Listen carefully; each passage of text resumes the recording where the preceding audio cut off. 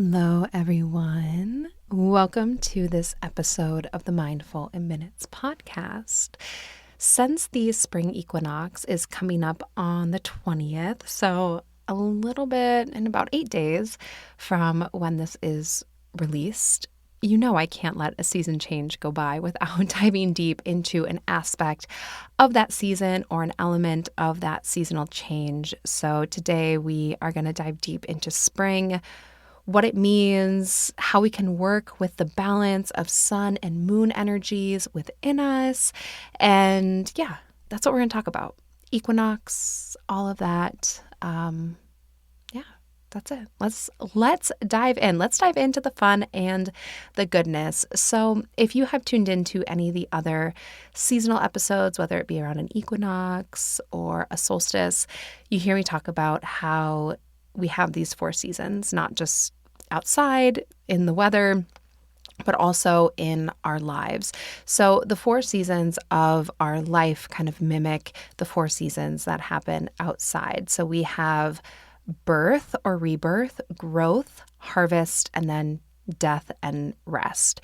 We live in these cycles, and each cycle has a purpose. So we are actually in what I consider to be the quote, the real new year. I know we think about January 1st as the new year, but energetically, spring is the real new year. And that's something that I want to explore.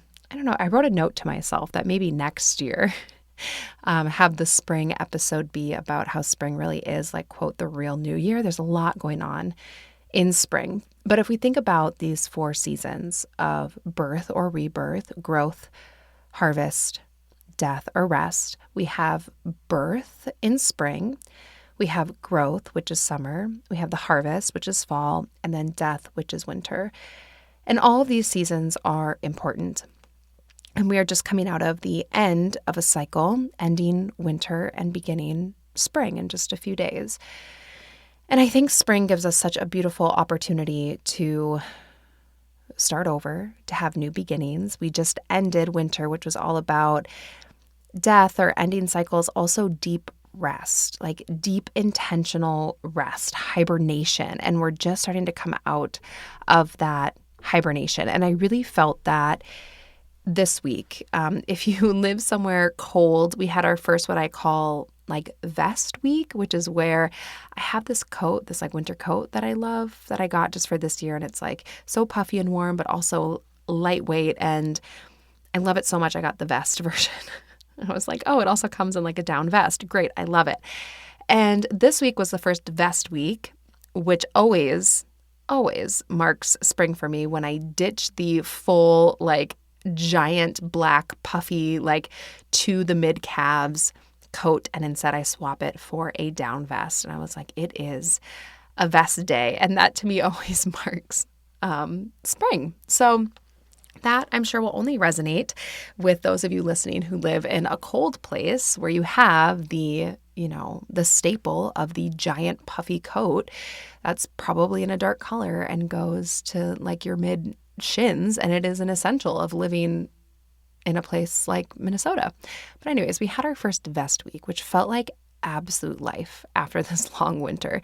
And it was just a reminder to me of new beginnings, the fresh season, new things coming, even if this warm weather isn't necessarily going to stay forever. We kind of, this time of year fluctuates. So it might feel kind of like spring this week, but then I was looking at the weather next week, we're back in winter. But you know what? Just having that hope, and that's a big thing of spring, is hope. New beginnings, fresh start, the little buds, right? You're starting to see a little bit more green, the tiniest little peeking out of green, of buds. And it's the hope. And that's by this time of year, especially when you live in a place where it's you have all 4 seasons pretty intensely, is that having those little buds of hope returning. It's we need that. The vest days, we need it. So equinox itself, the word means equal night. So this is when we have equal day and night, and it marks the point when the sun is directly above the equator, which results in equal hours of daylight and darkness. So it's the perfect balance between light and shadow, or sun and moon. So from this day forward, as of the 20th, so in a few days, the days will gradually lengthen, really symbolizing the return of warmth, growth, vitality, new beginnings, new cycle, hope, all of that.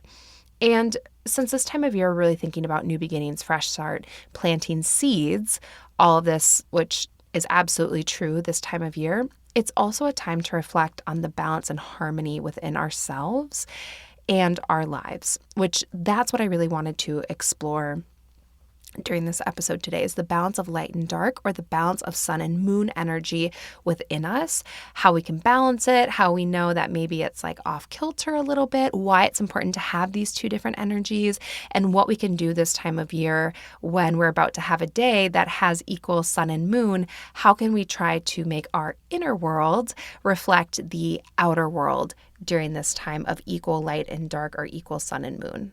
So looking at some of the bigger themes here before we dive into specific practices that you can do. Balance and harmony. This is a big one. So with this equal light and dark, the equinox is reminding us that there's this need for balance.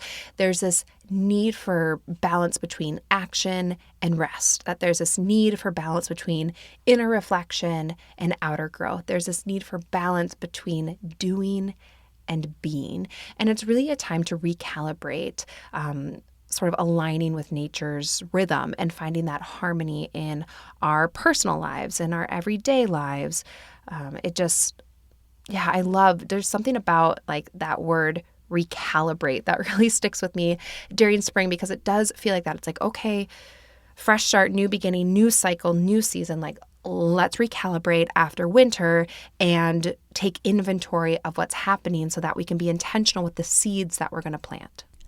Also looking at the themes of rebirth and renewal. So just as the earth is really awakening from winter slumber, the equinox is symbolizing these new beginnings. And energetically and spiritually, this can mean shedding old habits. Later this month, because I'm pretty proud of myself for already having March mapped out for what I want to talk about on the podcast. But the next Freeform episode, I'm going to talk about some changes that I've made in my life, some old habits I have shed, and kind of give you a 90-day update on that, because we're about 3 months out from some of these changes. But spring is really the time to shed the old habits, right? Take that big winter coat and like drop it and get rid of it, and like not. I always think about just like second time I'm talking about a big winter coat in like a few minutes.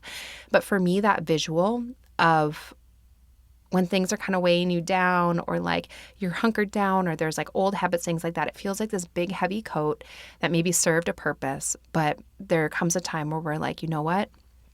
This coat, I don't need it anymore. And so you can just unzip it and like drop that big heavy coat. I don't know, that always resonates with me. But this time of year is really about shedding those old habits and then planting seeds for future goals and embracing transformation, both physically and emotionally, also spiritually. And this reset button, right? Recalibrate, reset, all of these things, these themes of spring, it really invites in growth and creativity. It's like a fresh start. And so when we look at sort of more ancient traditions, right? Older traditions.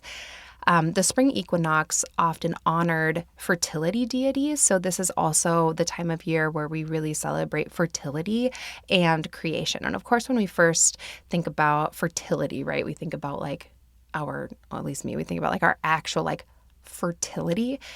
But I think it's important to remember that fertility is so much more than that, than just like having kids, being like fertile and like, I don't know, conceiving babies. But fertility is like, there's a lot of egg imagery around this time of year.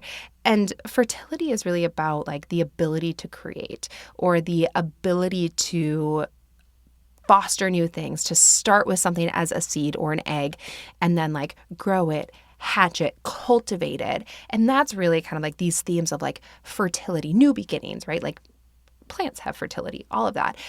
And I don't know, I just think that's like kind of fun, this idea of birthing new ideas, creative energy and fertility, giving birth to dreams, new projects. Like this is when people can really use this time to set intentions and really think about what they wish to grow into their lives, just like many of us are starting to plant seeds in our garden. Or if you're like us, my husband plants seeds in like our basement, and he has like grow lights. So sometimes when people come over, I let them know like, hey, just so you know, we don't have like some weird nefarious like growing side hustle going on in our basement. But when you live in a really cold place, you have to start the seeds in the house under a grow light because it's still like too cold to actually put them in the ground. But same idea, right? Whether it looks like you are, growing a pot in your basement, but you're really just cultivating a new idea. Same idea of like planting these seeds. And one thing that I have been just enjoying around, since we're talking, something I've been looking at and just having some more fun with, is looking at some ancient traditions, not in like the cultural appropriation way, but mostly what I've been doing is I've been enjoying researching my Celtic roots. And I don't want to, for my Irish listeners, Kelly is an Irish name. And I'm not one of those Americans where it's like St. Patrick's Day comes around and then you're like, I don't know why I feel the need to like defend myself here, but I do. And like St. Patrick's Day comes around and you're like, and they're like, oh, well, everyone's Irish on St. Patrick's Day. But I do come from, my family has these like Celtic roots, and something that I've really just been enjoying is learning more about like Celtic traditions. And I've been reading books about, I can't remember off the top of my head. I'm really enjoying it. It's called like this is not usual Mindful in Minutes content, but here you are, captive audience. So I want to tell you about this. I think it's called like the Celtic Goddess Grimoire or something like that. I think it's like the Celtic Goddess Grimoire. Anyways, it talks about like these different like goddesses and things, like their origin stories. And I've really just been enjoying like the storytelling and the learning. And I ran into this podcast just because I was trying to look up like this one deity that I was like, oh, I want to learn more about this. So I just, as I always do, I just go to like the search bar and just type in the topic. Famously, that's how I met Gina of Past Lives in the Divine. And then we found out we were actually like low-key neighbors, was because I just typed past lives into the search bar and podcast. And her episode was like the first one that I heard. And I was like, I'm obsessed with this. And then I emailed her out of the blue, and it turns out we were basically neighbors at that point, and I didn't know it. This is not like sponsored or anything like this podcast. The woman who runs it, India, she has no idea I even exist. I wish she would like be my podcast friends. But anyways, I came across this podcast called Ladies of Lore, and I'm obsessed with it. And so I just wanted to tell everyone about it because it is a totally indie run, like woman produced podcast, which I love it. And it is hard to be an indie podcaster out there, but it's called Ladies of Lore. And if you like storytelling, I feel like it's just so well produced, and she talks about all sorts of different stuff. The episode that I stumbled across was one on the Morrigan, but she also has one on like the origins of like Mulan and like the actual like story of Mulan, and then she'll take you through the journey of like how it started as this poem and this like sort of cautionary tale, and then how all the way to how then it made its way into like a Disney movie. It's just really interesting and great storytelling, and I want everyone to know about it because I'm loving it. So anyways, if that sounds interesting to you, check it out. India is the name of the woman who runs it, and I think it's delightful. And I don't know, maybe she'll want to be my friend. I have been known to, this is my one tangent, and then we're getting back to spring. Without a lot of luck, I have been known to email a lot of podcasters. I did have luck with Gina, as I just said.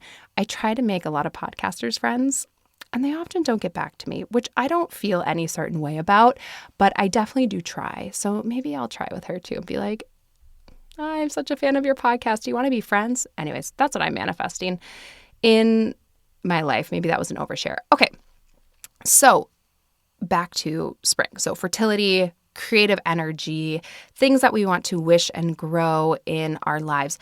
This is also the time of year to think about overcoming darkness.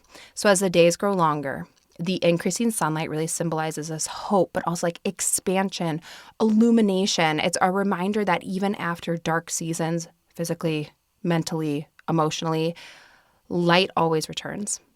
And this can really help us to think about stepping into the light of new opportunities, or to even just hold on to hope and optimism that light always returns. So even if you're kind of feeling like you're in this perpetual winter, the light always returns. And this is also the time to really tap into nature. So there are so many practices when I talk about specific ones that you can do in a little bit for the equinox, but also to balance the sun and moon energy. Tons of nature themes in that. So getting out, connecting with nature or reconnecting with nature, like honing in on the earth cycles, gardening, meditating outside, going for a walk. I took Mila for a little walk this morning, just a short little one. I just felt so good. Even though it wasn't a best day today, it was a full coat day today, but it just felt so good to get out there. So general themes of that season, maybe think even just for a moment, like which one really resonates with you. And then I want to dive into sun and moon energy specifically. So all of those different things I feel like are fun things that we could dive into and do episodes on. But I want to talk about the balance between light and dark, or the balance between sun and moon. So when we talk about sun and moon energies, we have to go all the way back to kind of the energetic highway. I believe I did an energetic highway system episode, but I know for sure I've done Chakras 101, and I definitely would have mentioned this in Chakras 101. And we're not going to talk about the chakras here, but I want to talk about the nadis, Nadis. I know I've talked about this before, but I can't remember which episode it is. Now, nadi, Nadi, not like, you're so naughty, but it means channel, stream, or flow. And so they're the channels or tubes of energy in which energy moves through the energetic system. So basically there's three main nadis. We have thousands of smaller minor nadis or pathways. Sometimes these are referred to as like meridians if you go to acupuncture, or if you do like tapping, things like this idea of like channels, meridians, energy lines all throughout our bodies, not unique to kind of the yogic energetic highway system. This is just the one that I'm more familiar with because this is what I learned about first and found it fascinating. But in this energetic highway, this like chakra system, we have three main nadis that we really need to be aware of: Ida, Pingala, and Sushumna. Each of these have their own unique purpose and energy. So Ida, and I remember how to distinguish between these two because Ida kind of sounds like a woman's name, and it's like the feminine energy. So Ida is the left channel for energy to pass through. It's the feminine, cool kind of moon energy.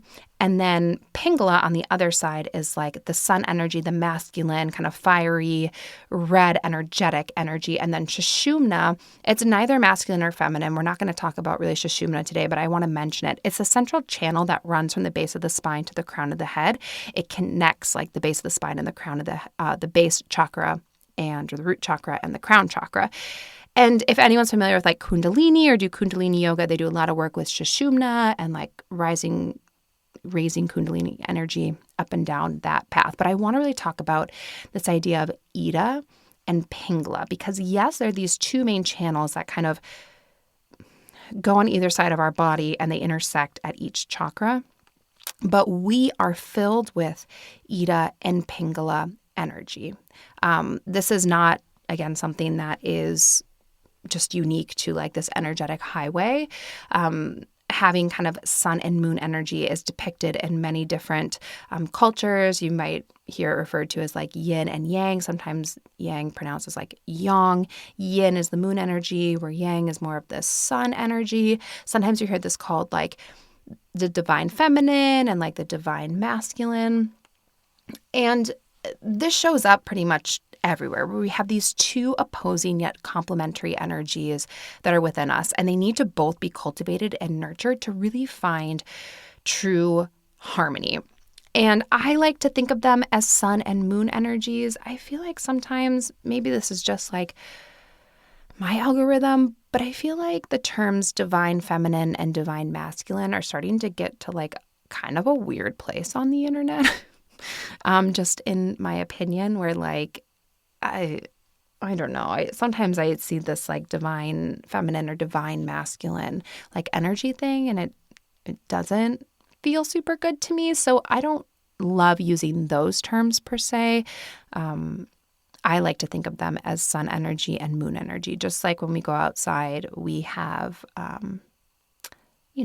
we have these two energies. We need both in order to function. We can't always be in the moonlight. We can't always be in the sunlight. We need these two things. And I'm finding that sometimes when I go online, this conversation around divine feminine and divine masculine doesn't feel very nuanced, and it feels very like the divine feminine, like all your problems as a woman will be solved if you just step into the quote divine feminine. But then sometimes what it's described as kind of feels like a little repressive to me, in my opinion, or like the divine masculine.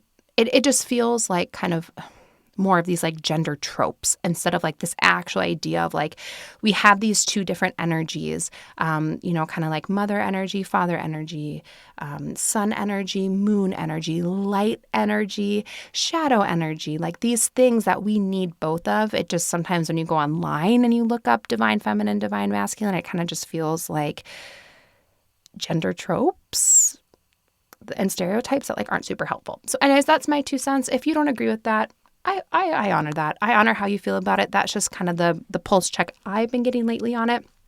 So I like to talk about sun energy and moon energy, which really doesn't have that much to do with like, being like the ideal woman or being like the ideal man. It's just kind of like having these two complementary energies and how you can find more energetic balance and harmony within yourself. So it can be easy to kind of lean into sun energy or moon energy a little bit more. I think that we often have a tendency just as individuals to kind of lean into one or the other. And, the thing that is challenging that I'm still sitting on in meditation is I think that we have a tendency to lean into these things. And I'm not sure if it's more nature or nurture. I do think that some of us are just born with the moon energy is more of the energy of being, where the sun energy is more of the energy of doing.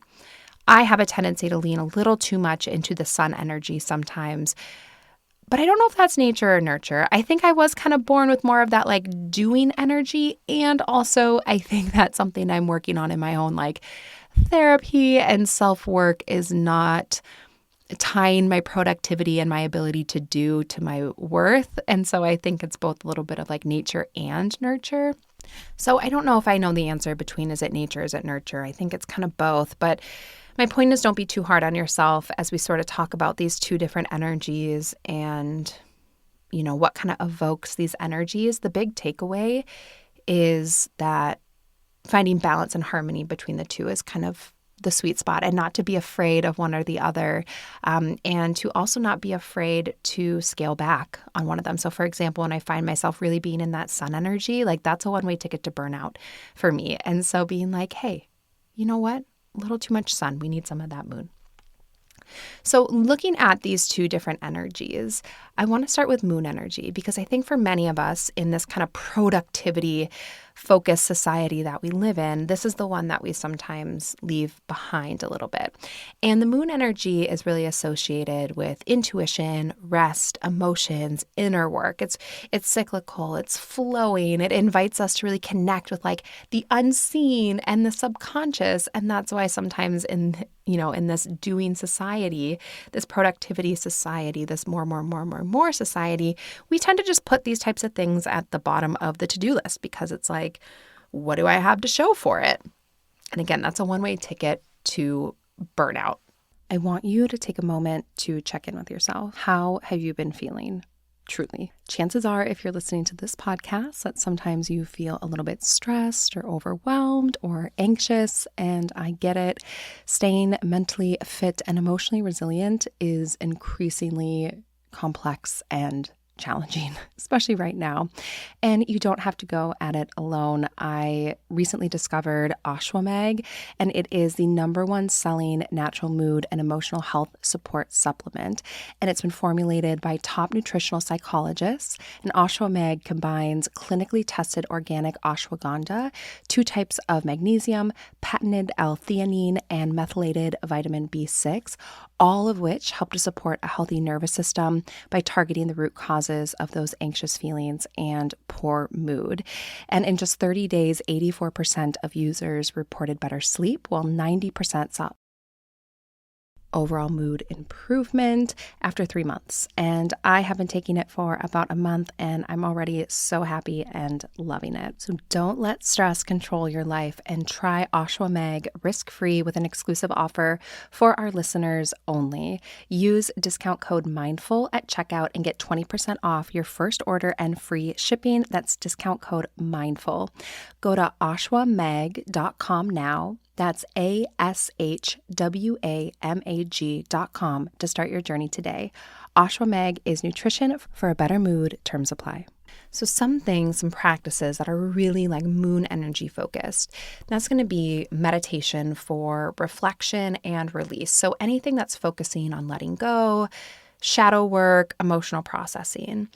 Also moon work or moon rituals, right? It's moon energy, so working with the moon, definitely going to do that. That could be writing down on a piece of paper what no longer serves you and releasing it. It could be, doing that on the full moon. It could be on the new moon, setting these soul-centered goals like planting seeds of dreams. Go listen to the episode I did with Ashley Nguyen of Awaken Wellness, all about like moon type work. Also like dream journaling. Dream work, tapping into the subconscious, dreaming, using your dreams as spiritual guides, keeping like a dream journal, right? Anything that you're doing like in the evening. Dreams are mostly like evening activities, moon energy. Also water rituals. Moon energy is very much like fluid, flowing water. This could be bathing in moonlight, even this idea of like moon bathing where you kind of go outside and like just let your body be like washed in moonlight. You could create moon water, which is where you take water and you put it out in the moonlight. Also thinking of water as this way to cleanse and purify. So taking a bath or a shower, but setting that intention of like letting that water kind of wash away, clear. Yin and restorative yoga, more slow, kind of passive, like opening posture type yogas, things that help to release tension, open the energetic body, is slower, intentional, like gives you moments of pause. Also certain breath works, like where you do left nostril breathing to calm the nervous system, or relaxation breath where you make your exhales longer than your inhales. Any kind of like, I don't know if you'd call it like divination practices, but like oracle cards, tarot, intuition work, even like chakra work, focusing on like your third eye, the intuition, or like your sacral chakra where your creativity is, those types of things, very like moon energy. Sound healing, very moon energy, singing bowls, chimes, intuition work, anything where you're working on like inner wisdom, soul writing, even like an intuition meditation, listening to calming music, going for walks in nature just for the goal of like just being. So not going out there, like I would say a sun energy walk would be like, I'm going to go outside and I'm going to walk and get my body moving. It's going to feel so good. Or like a moon energy walk might be like, I'm just going to go out just to be and like kind of walk and just enjoy nature.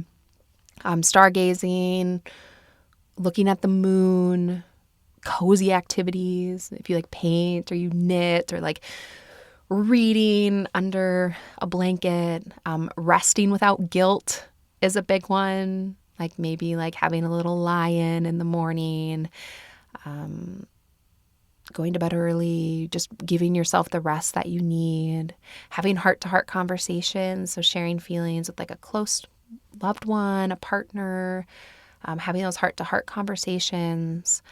Even like cooking like comfort food. So just taking your time to like savor the process of creating a meal, sitting with your emotions. So just sitting in your feelings without fixing or wanting to solve, just noticing how you feel. And I imagine with this list, it's easy to see why maybe these things get pushed down to the bottom of our to-do list, and why we often have a tendency not to lean into that moon energy is because it is a lot of the softer, more reflective, intentional, like being practices. And I think we often fill our days with stuff that we feel like we need to, quote, do, like actions that we don't leave a lot of time for just being and doing. And it's also hard for us to kind of sit and be and do, or sit and be and not do, but just like be present and do things just for our own enjoyment and our own well-being. At least for me, I struggle with that one. Sometimes I know a lot of you listening are probably better at that than I am. So, too much of this though, I imagine a lot of us are listening and being like, I could probably use a little bit more of that in my life. But too much of this, which can also be an imbalance, is when you lead to like inaction, things not getting done, struggling with everyday life stuff, like potentially being closed away and so in our emotions that we can't like do the things that we need to do. So that's definitely something that could happen too if we're like too into that moon energy, is that it does make it hard to kind of function in everyday life and like do things, right? We need this balance between being and doing. So on the flip side, sun energy, this is going to show up more as like bold, active movements, like when we step into action, when we express ourselves, when we move forward with purpose. Sun energy is really embodying like action, vitality, strength, outward expression. It's like big, bold, radiant, life-giving, where that moon energy is a little bit like softer, nurturing, introspective, intuitive.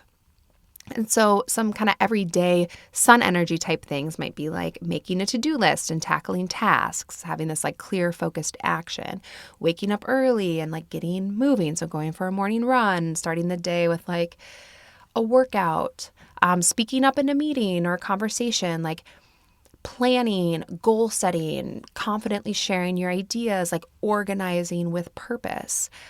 Working out, like high energy movement, working out, even like vinyasa yoga is more sun energy, right? Think about how the foundation, a lot of vinyasa classes are sun salutations. There is also a thing called a moon salutation, which is really nice. But a lot of times these like higher intensity, even yoga classes have like sun salutations, more like sun energy. Taking initiative, starting a new project, making a bold decision, like pitching an idea or a plan. Celebrating yourself, like recognizing your achievements, even spending time out in the sun, going for a midday walk, like feeling the warmth of the sun, being outside and just that big sun energy, trying something new, being bold, stepping outside of your comfort zone, taking risks, even problem solving. So, tackling challenges, kind of finding confidence and going after something head on. Certain meditations, ones that have to do with like confidence, power, being bold, like setting big, bold intentions, more activating breath work, like that breath of fire, bellows breath, or Kapalabhati breath, more activating breath. Sun salutations, again, like a sun salutation is called a sun salutation because you're not only supposed to do it during the time of the sun, but it's energizing and it honors kind of the sun's life force. Affirmations of strength, right? So even what we're saying to ourselves, we can make statements that are more moon energy. I'm connected to my intuition. I give myself permission to rest. Rest is important. Creativity flows through me with ease. And then we can have more sun energy. I am filled with energy. I meet my day with confidence. I'm inspired to do great things, stuff like that, right? There's kind of these two different energies. And one thing that I want to say with sun energy, and I want to speak so lovingly right now to what I, again, lovingly refer to as my ice bath bros. I know there are ice bath bros that listen to this podcast. And you don't even have to be an ice bath bro, I guess. But I think we all know what I'm talking about. And again, to my ice bath bros, I love you all deeply. And I know you're out there because you all love to email me. And I welcome your emails. That this isn't about like, don't email me. However, the ice bath bros do love to email me. And I often respond with what I'm about to say. So I want to just say this by and large, is make sure that you are not taking your sun energy and your level of intensity and just weaving that into your moon energies and think that you're leaning into the moon energy. What I mean by this is if one of your moon type activities, moon energy activities is going to be meditation or breath work, resist the urge to make that meditation or breath work the most high octane, high intensity meditation that you can possibly do. I challenge you to And the reason I bring this up is because often in the emails that I get is something along the lines of like, how do I make my meditation even more intense? Or how do I make my breath work even more intense? How do I take it to the next level? And the undertone in it is, how do I do more? How do I elevate this? How do I make it like the max? And my response is usually hit the pause button. And it sounds like what we need is less doing and more being.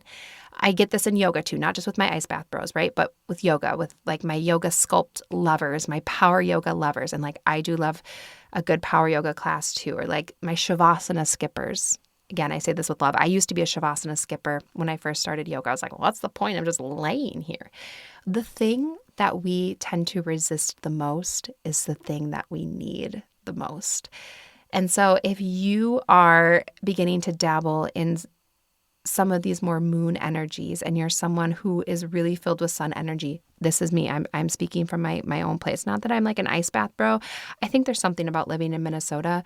My cold exposure is every morning at like 5 a.m. when I get up and I let Mila out to go to the bathroom and I open the back door and I get like blasted by Arctic wind. I'm like, oh, I got my cold exposure for the day. But do not resist the temptation. And it's so hard to just turn your meditation practice, your art of being, into another thing that you are trying to do and conquer and complete and master.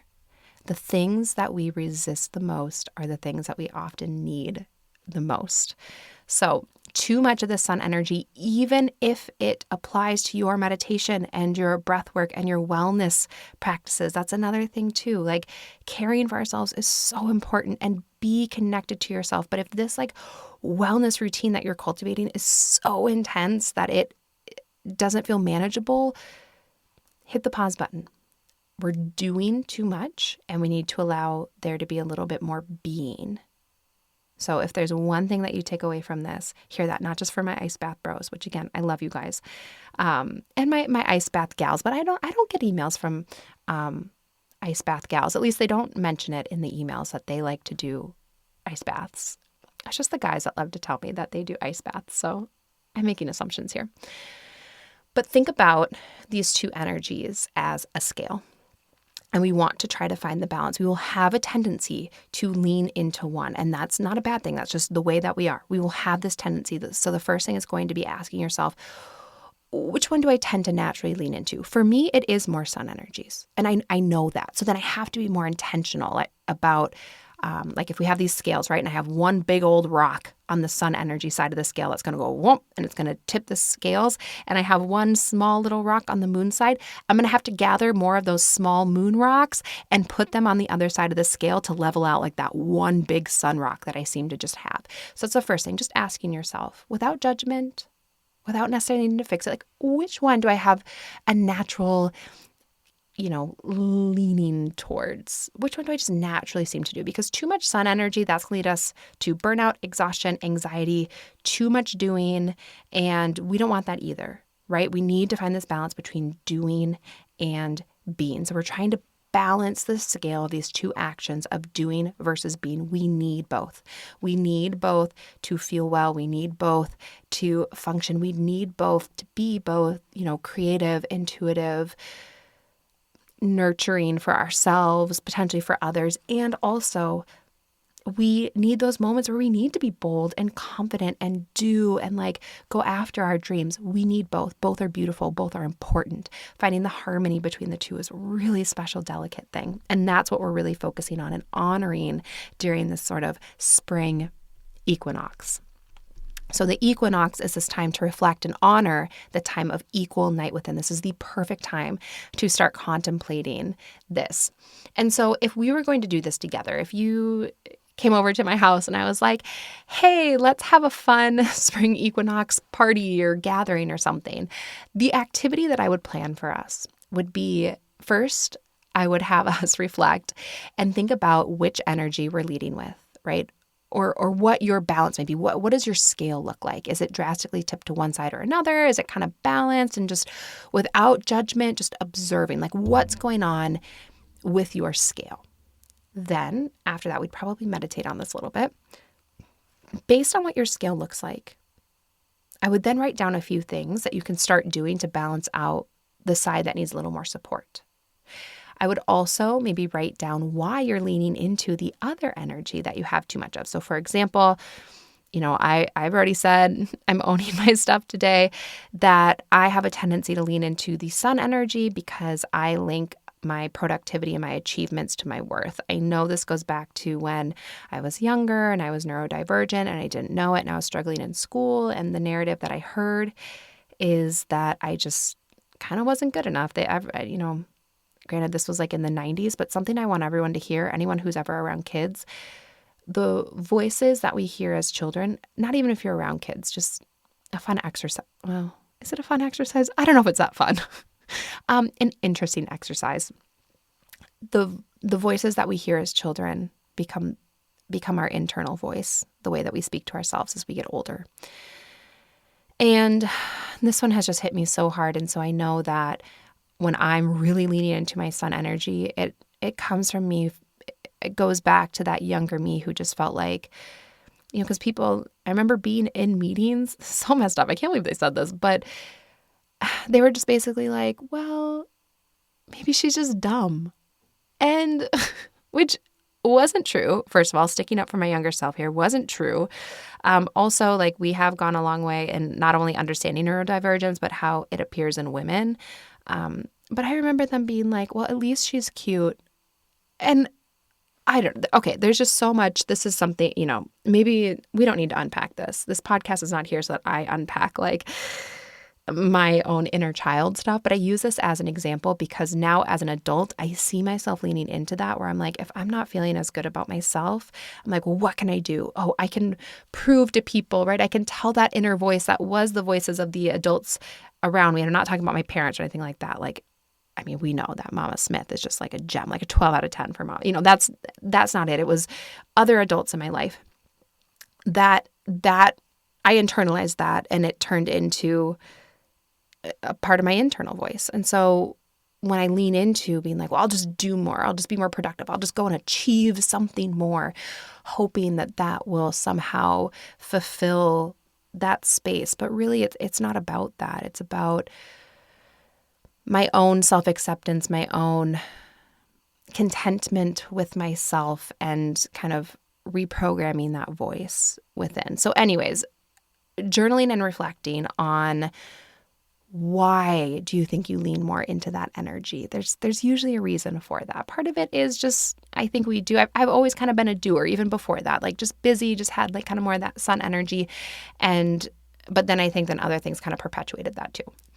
Then after writing kind of what are a few simple things you can do to balance out the side that needs more support, and then also reflecting either through writing or just through quiet contemplation, why do you lean into that energy that you tend to lean into? Then I would start weaving some of these practices into my everyday life. Small swaps at first, like meditating in the morning if I want to boost some of that sun energy, or adding like some moon work into the evening. Maybe stop scrolling at night and journaling instead, or, cooking my favorite meal and just being there with cooking the favorite meal. If you need more like doing energy, maybe it would be going out and doing something out of my comfort zone and kind of cultivating that, or going to like a power yoga class, those types of things. And thinking about what are these little things I can do to start, balancing the scales. And I recommend, I've given you a bunch to think of, a bunch of different activities. Pick one that feels super fun, that you're like, oh, you know what? I haven't been to restorative yoga in a while. I should go to a restorative yoga class. And then pick one that you resist, because again, that initially when I was talking about that list of all these different activities, you're like, I'm not going to do that one. I don't like that one.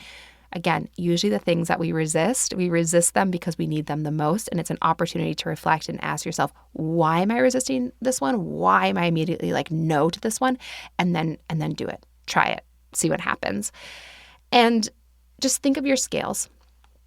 And then you can also do some practices just around balancing in general. So Sunday's meditation is one where we're going to do a sun and moon and energy balancing breath to honor kind of this sun and moon energy.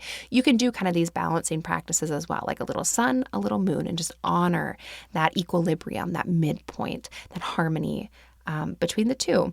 And remember that your scale can change at any time. So at different seasons too, things are naturally going to tip one way or another. We're headed into more of that sun energy. Spring, summer is really the sun energy, where then when the days start to get a little bit shorter, sort of that moon energy is more like fall, winter. So we're heading into the season of the sun, which can be a good thing and a bad thing. If you're trying to cultivate more sun energy, this time of year will kind of give you that nudge in that direction. But also if you lean into that energy sometimes like I do, you might need to be a little bit more intentional of how do you balance it out with some moon energy as well.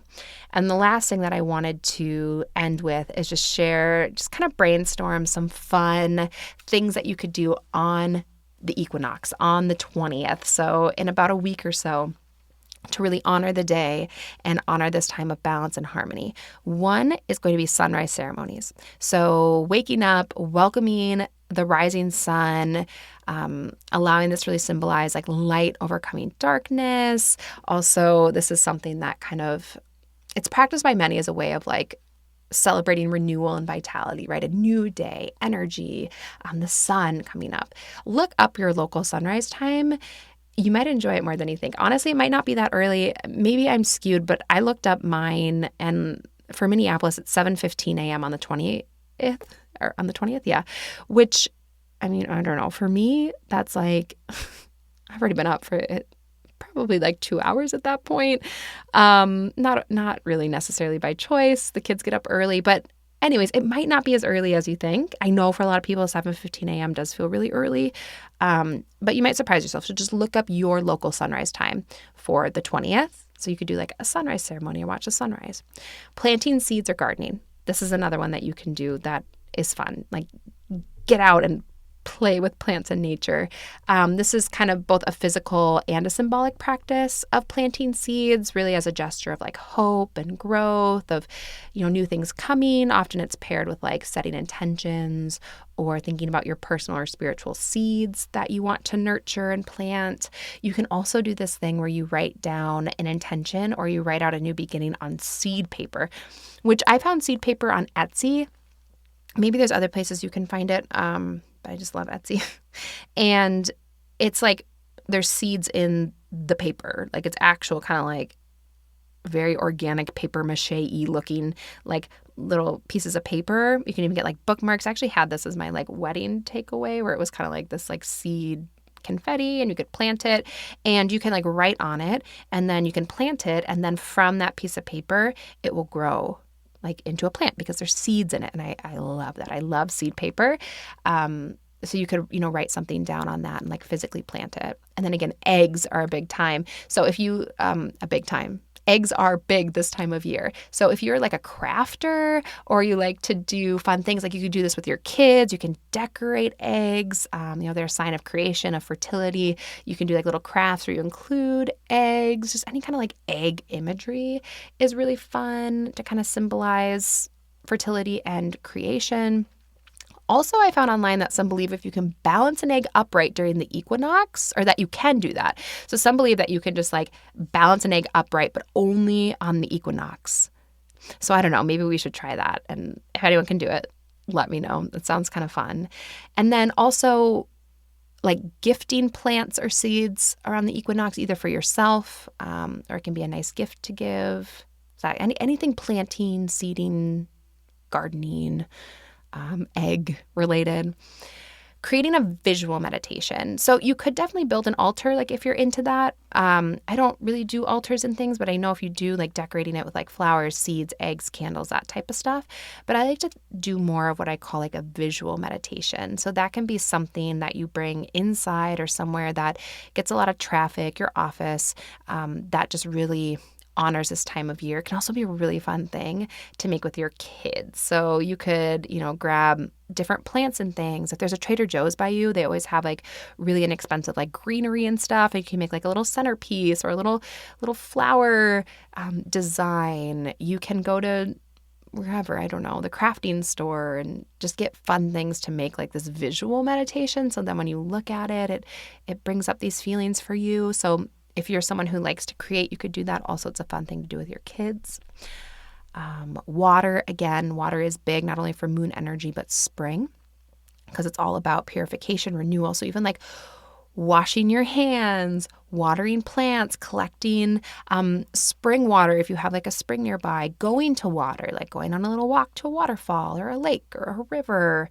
It's really like there's a lot of imagery of like snow melting this time of year, right? Like a sign of life's return where the snow melts and then it flows into the rivers, which I love. Of course, journaling, meditation, yoga. So since the equinox represents equal day and night, you can use this time to reflect on inner balance through journaling, yoga or breath work, especially ones that are kind of harmonizing. So have both that sun and moon energy, or like a Vin Yin where you do some vinyasa and some yin yoga. Sound baths are really great. I actually get to do one locally here where I'm doing a meditation and a sound bath on the equinox. It really helps to energetically balance you out, those sun and moon energies. Also, like feasts, I feel like every there's a feast for everything. Every equinox or solstice, it's always like have a feast, which I love, but it's always have a feast with seasonal food. So that might be like greens, honey, eggs. Maybe it's a breakfast feast. And also sharing meals helps to symbolize kind of like abundance, fertility, gratitude for nature's renewal. And then burning and releasing rituals. This is another big one. So writing down what you want to release, burning the piece of paper, using this as a way of like clearing and creating space for new beginnings. Think of it as like when you do an intentional prairie burn where you burn away the old so that new can grow in bigger and stronger. It's like that. And then it really just echoes kind of that cleansing energy of spring. And it also celebrates the sun. And then nature walks and forest bathing. So connecting to nature in any way is great for the spring equinox. Just walking around, looking at life beginning to return. Maybe there's little bits of grass poking up, through the dead grass, or little buds beginning to, maybe just even hearing the birds more. I love that one. It's like I open the door to even let Mila out and I just like hear the birds chirping. I'm like, it gives me so much life. It's just, I don't know, a way to really attune yourself to the rhythms of nature and kind of this rebirth and growth. So some ideas, a little brainstorm. I had so much fun coming up with these ideas for like, what fun things can you do on the equinox? And I hope that, I don't know, go celebrate the equinox, contemplate the harmony and balance in your life. I don't know. I hope there's something that you're able to take with you from this episode. And I hope that you have a wonderful and fun equinox and that you too, even in a small way, are having some hope that the light is returning. Okay. Bye.